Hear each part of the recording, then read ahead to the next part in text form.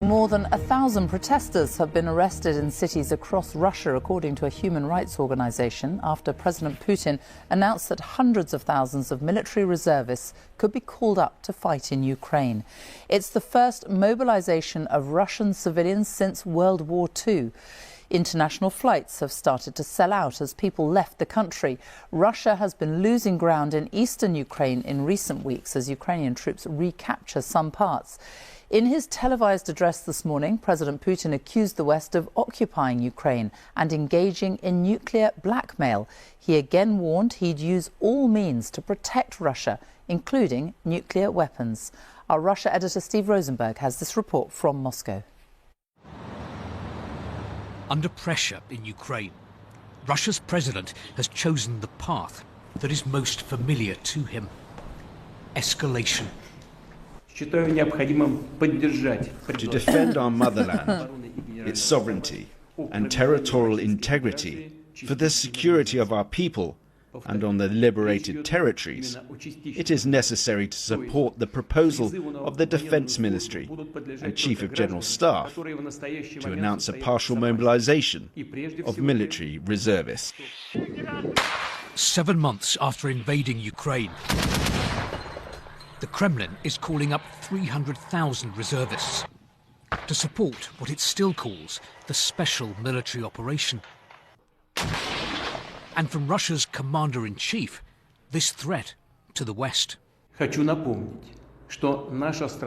Our country, too, has different weapons of destruction.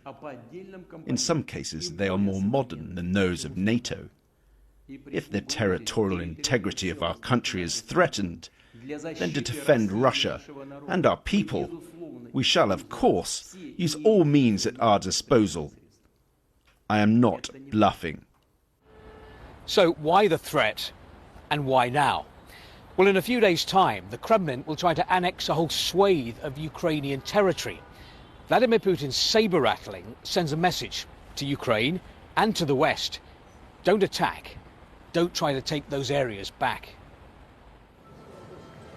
As news of mobilization spread, there were reports that flights out of Russia were selling out fast, amid concern that men of fighting age would soon not be allowed to leave the country. I'm worried this is just the start, Sergei tells me, and that there could be full mobilization. But Margarita says that if our leaders demand this, we must do our duty. I trust Putin 100%. Later, the president met his defense minister. They've decided on mobilization because they're short of troops.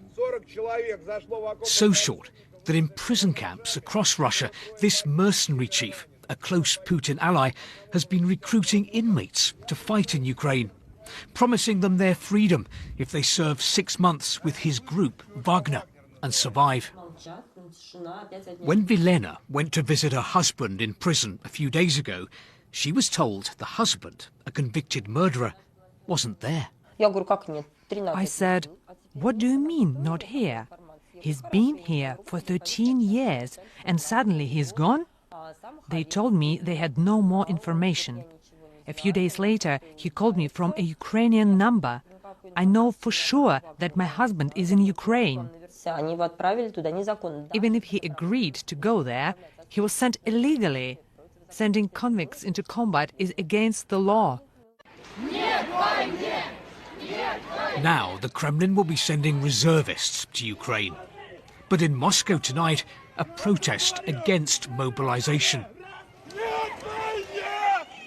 Hundreds have been detained across the country.